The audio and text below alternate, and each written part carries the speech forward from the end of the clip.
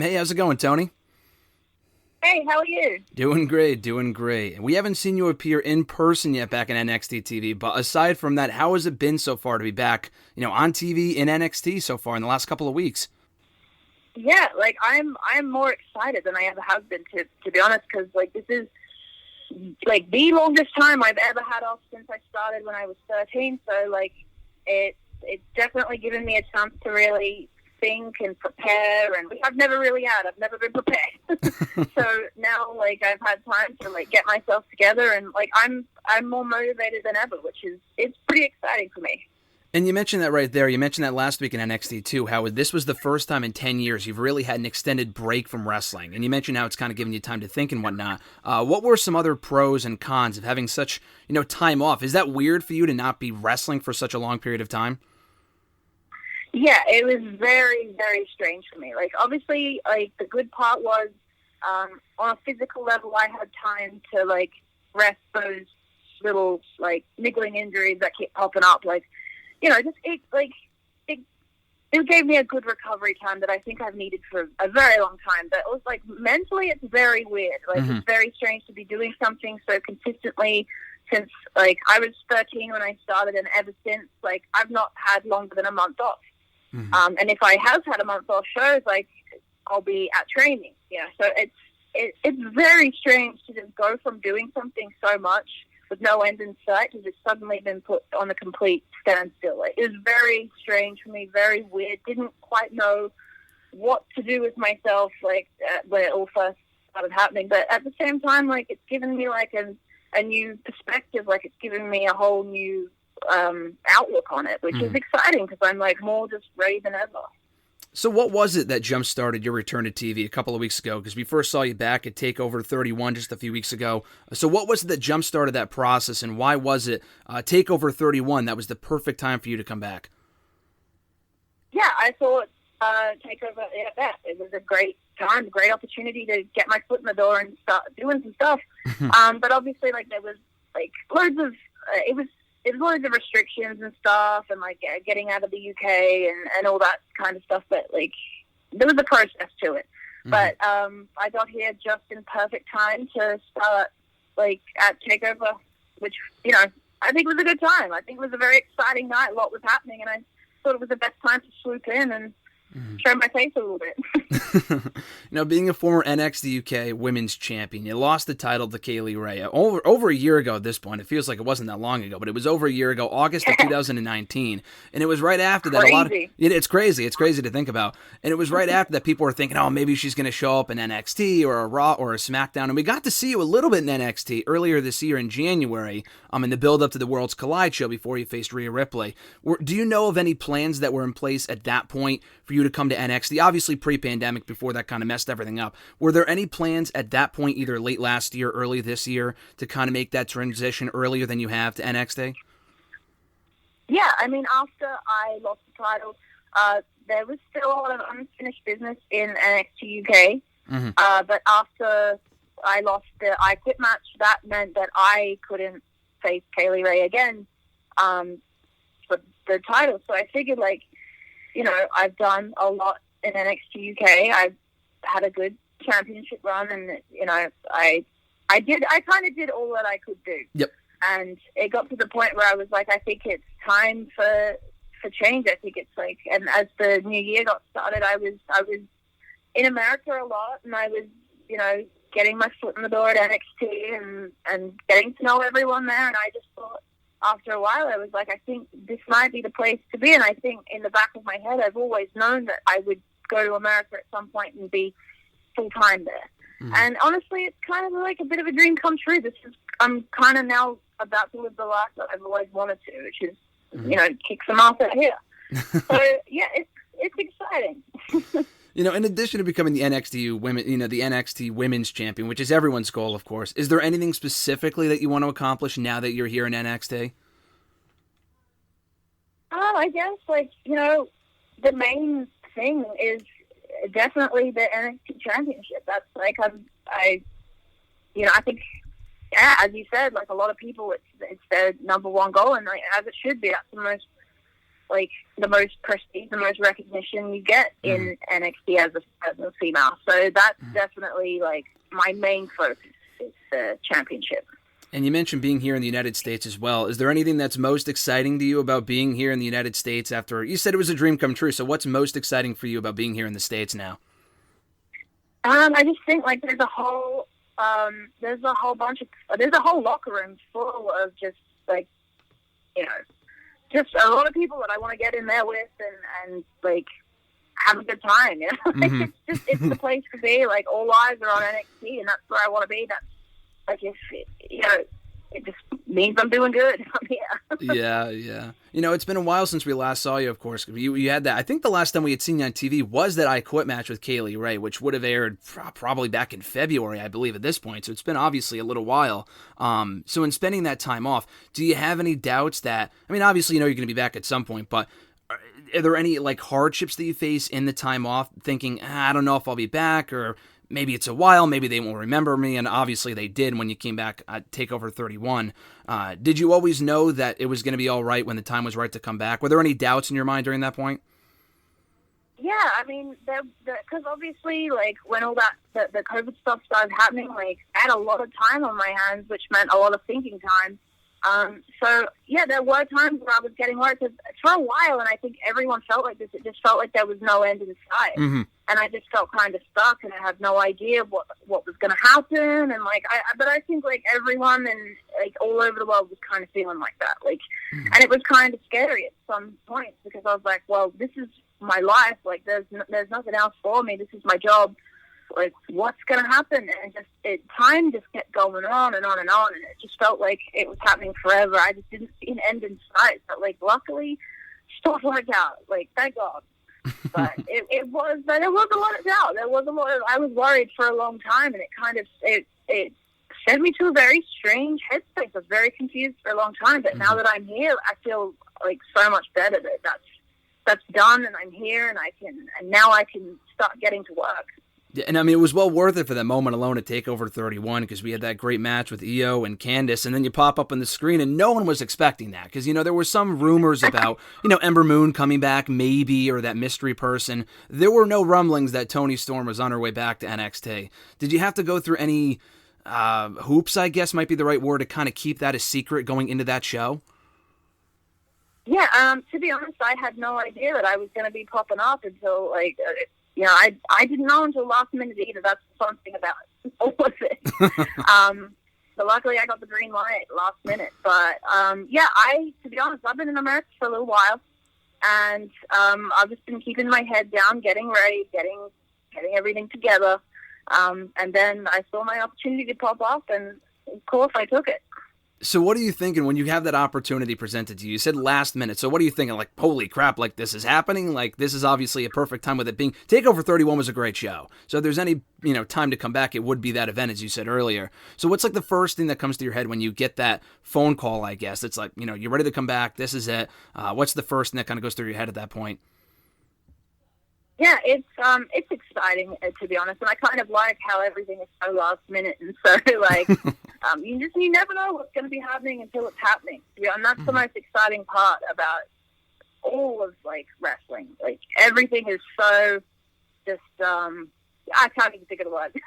It's just like everything's just, you know, you're on your toes all the time, and that's what keeps me excited. I don't like sitting there knowing something's going to happen and then starting to get all worked up and nervous about it. I like things to just be like unexpected and spontaneous. Like that's what is so exciting about WWE. Mm-hmm.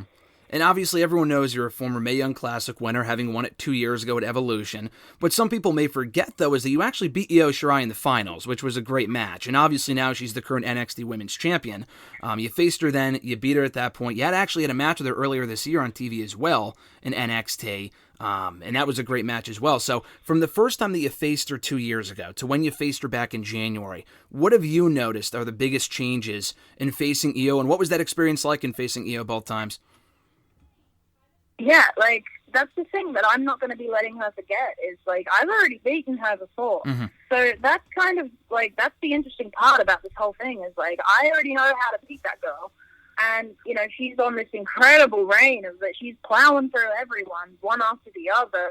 And, well, you know, there's one guy that she forgot about.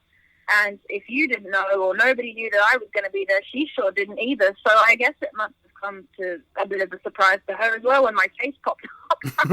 But, yeah, like, I won't be letting her forget about the time that I beat her. And then also it was no contest, I believe, in January when we faced each other again. Mm-hmm. And then even if you look back to, like, before WWE, we have a hell of a history. Mm-hmm. So it's definitely, like, it's exciting for me, very much so. Yeah, no, for sure. And the chemistry is always great. Like I said, the last two matches we've seen you guys in on NXT and then the Mae Young Classic match was also really good. So that was almost exactly, again, 2 years ago, which, again, is crazy to think about, that it's already been 2 years since that Evolution pay-per-view. I think what was most impressive about that match was, and maybe you can kind of correct me on this, but it was rumored at the time that you had an injury coming off of the NXT UK taping when you failed to win the championship from Rhea Ripley. You guys had that match. It was rumored you might have been hurt, but you were still at the Evolution pay-per-view anyway. Was that a legit injury, or was that just, perfect selling in your part in that match with Rhea a couple of years ago? Oh, I'm trying to think back. Like, I'm trying to, jog my memory. I mean, to be honest, if there was rumors of an injury, then it's probably true because, my body's gone through some hell, in the past few years. It's been rough. It's been a case of, just pushing through and, doing the best with what I had. That was so good about, quarantine and, there is a positive to COVID was I got a chance to recover from all of those little reoccurring little injuries, little things that you got to be careful of, and being now I don't have to be so careful because I'm good. I'm ready to go. Obviously, you'll have a lot of history with Io Shirai, as you mentioned, but also Rhea Ripley as well. Obviously, you guys faced off for the NXT Women's Championship, NXT UK Women's title a bunch of times. You had a match back at Worlds Collide in January for the NXT Women's Championship. Is she someone that you're looking forward to facing again, kind of rekindling that rivalry from the last couple of years? Oh, definitely. I mean, she beat me at Worlds Collide. It still doesn't sit right with me. I still don't like that. That's not something that I'm just going to let just push aside. Yep. I still remember that. So, I am hoping to, be in the ring with Rhea again and, fix my mistakes from last time. Mm-hmm. So we got I will be correcting that. Oh, yeah, no, for sure. And I mean, you got Rhea Ripley, you got Io Shirai. This women's division right now, with you being back, Ember Moon returning, in addition to those two, is just, I mean, for those 4 names alone is amazing, but there's plenty of other women as well. Tegan, Candice, Dakota, there's a lot of other great women. Is there anyone that stands out to you specifically as someone that you're most excited to face at some point?